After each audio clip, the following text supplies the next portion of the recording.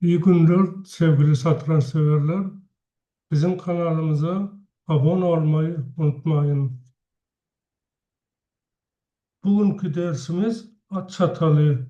Bir atın aynı anda rakibin iki taşına veya önemli nesnesine saldırması at çatalı olarak adlandırılır. Ve bu oyundan başlıyor. Beyazda Cooper oynuyor, siyahlarda Friedrich Olofsson. İsviçre'nin Zürich şehrinde 1959 yılda oynanan oyun E4 Chavez, at F3 D6, D4, Chavez alıyor D4'ü, at alıyor D4'ü, at F6, at C3, A6.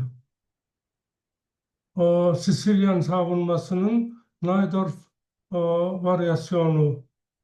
Burada beyazlarda çok hamleler var. Fil G5, fil E3, fil E2, fil D3, fil C4, F4, G3. Son zamanlar H3 çok oynanıyor. H3. At B3 hamle var.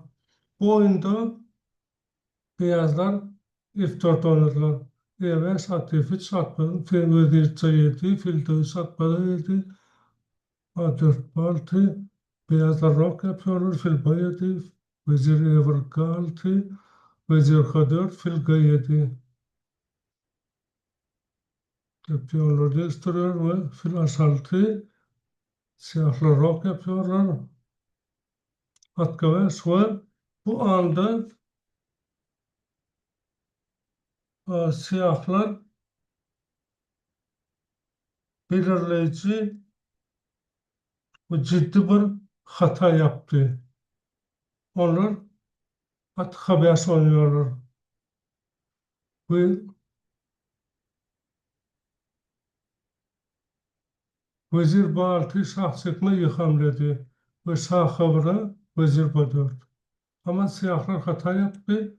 At H5 ve beyazlar da bu hatayı hemen kullanıyorlar. Fil G7. Elbette siyahlar atla alabilmiyorlar. Sebebi mat oluyor. H7, şah G7 ve şimdi beyazlar F7 piyonu yok ediyorlar. Kaleyi feda ediyorlar. Sebebi şimdi siyahlar alabilmiyorlar. At satalı E6'dan siyahlar sağ grafik yaptılar. Kale yedi. Yine alabilmiyorlar. Sebebi at E6. Sağ 8. Kale yedi. Sağ 8. Ve kale yedi hamleden sonra siyahlar teslim oldu. Sebebi eğer de sağ H8 yapsalar at E6 oynuyor beyazlar. Vezir Z2, vezir G5. İkinci oyun 2007 yılda Amerika'da oynanan oyun beyazlarda Rode, siyahlarda Liu. O, bu anda siyahlar kaleye D7 yapıyorlar. Bu büyük bir hata bu. Sebebi vezir D7'den sonra siyahlar teslim oldu. Sebebi vezir D7'den sonra beyazlar kale G8 oynuyorlar.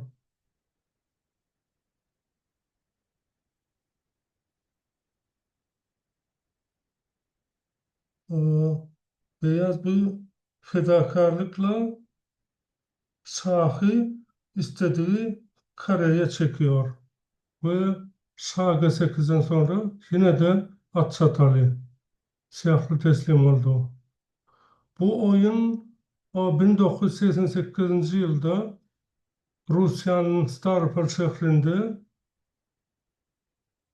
Sovyetler Birliği'nin o kadınlar şampiyonasının yarım final turnuvasında oynandı yarışında.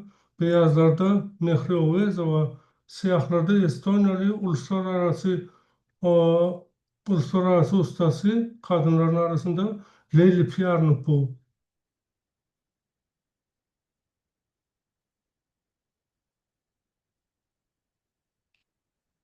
Burada hamle beyazlar kale cavyaş oynuyorlar. Siyahlar basikli alabilmiyorlar. Atta 7, at çatalı. Vezir de 6. Şimdi kale B6. Vezir de 8, kale alıyor A6'nı. At C7. Bu yeni bir mükemmel hamle. Beyazlar kaleyi feda ediyorlar. Vezir C7, kale A8, şah çekiyor, şah E7 ve şimdi de kale A7.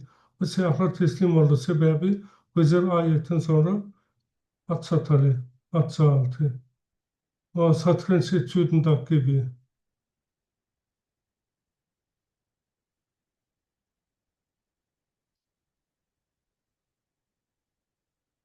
Bu satranç etüdü Kubel 1921. yıl. Beyazlar başlıyorlar ve kazanıyorlar. Birinci hamle vezir E4. Şah çekiyor beyazlar, şah B8. Şimdi hemen şah A6 büyük hata burada. Sebebi vezir kaleyi alıyor. Onun için önce beyazlar kaleyi feda ediyorlar. Bu fil aldıktan sonra şah A6 yapıyorlar. Siyahlar kale dayet oynuyor. Vezir bayetinin karşısına. O şimdi çok iyi bir hamle. Gerek kareye çekiyorlar siyah şahı. O vezir fedasıyla sağlıyor. Birinci at çatalı ve ikinci at çatalı. Ve beyazlar kazanıyorlar. Bu oyun 1984. yılda oynandı Rusya'nın Nevenomsk şehrinde. Beyazlarda Gobleya, siyahlarda Sarasek. O siyahlar atlıya vers yaptırır son hamle. Veziri almak istiyorlar. Veziri hücum yapıyorlar. Ve şimdi eğer vezir kıyıca kaçta onda siyahlarda cahil hamle var. At kaçta o Ruhiye gitti. Horası kalıyor. Ama beyazlar çok iyi bir hamle buluyorlar burada. Kaleye bir Y5 alıyor. Dağıtılıyor Y5 ve şimdi kale dayadı. Şimdi nereye kaçmalı siyah veziri? Eğer veziri E8'e kaçsa at çatalı F6'dan beyazlar açmazı kullanıyorlar. Eğer de siyahlar vezir C8 yapsalar onda at D7. At çatalı yine de. Oyunda siyahlar H5 oynadılar. Ve şimdi beyaz vezir G hattı G hattan gitmiyor. Terk etmiyor G hattı. Sebebi eğer vezir H3 yapsan bu kötü hamle siyahlar vezir G5 alıyorlar. Ve şimdi o tehdidi de var siyahların. Birinci setirden mat yapmak istiyorlar. Onun için beyazlar vezir G3 oynuyorlar. Ve şimdi veziri E8'e at F6, vezir C8 at E7, eğer de siyah o kaleyi alsa, şimdi at çatalı o açmazı kullanarak at F6 ve siyahlar teslim oldu. Bu oyun 1984. yılda o, Tilburg Grand Prix yarışında oynandı. Beyazlarda Kuraysa, siyahlarda eski dünya şampiyonu Anatoly Karpov. Ve bu oyunda Karpov hata yapıyor. Bu anda C8'de kaleyi fille almalı. Ve eşit oyun bu. Ama Karp hata yapıyor, vezirle alıyor. Farkı ne? Vezir F6 atı koruyordu. Ve şimdi F6 atı vezir korumuyor. Ve Kuraysa bunu kullanıyor, atı evaş yapıyor. Şimdi alabilmiyorlar sebebi vezir F6. Sonra zayıf piyon ve beyazlarda güçlü atak. At F5'e siyahlar Vezirde 8 yapıyorlar. O çok mükemmel bir hamle. Vezir G7. O beyazlar o vezir fidasıyla H6 kareyi boşaltıyorlar. At için, Efes at için. Ve at aldıktan sonra at H6, sağ H8 ve birinci at çatalı ve ikinci at çatalı. Ve beyazların tuşanı var ve beyazlar kazandılar bu oyunda. Bir platform etüdü. Beyazlar başlıyor ve kazanıyor. Burada ilk hamle çok kolay. İlk hamleyi bulmak. Ama ikinci hamle çok zor bir hamle. Kale AVS yapıyor beyazlar. Şimdi sağ evs altı atça 4'ten at çatalı.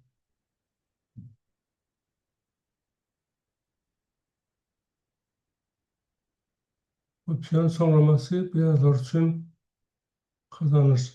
Eğer vezir artı atta 3. Etütü siyahlar vezir aşağı çekiyorlar. Beyazlar da sağa çarşı çekiyorlar. Vezir D3, ça 3, at D5, sağ E5, şimdi sağ H5. Ve beyazlar kazanıyorlar.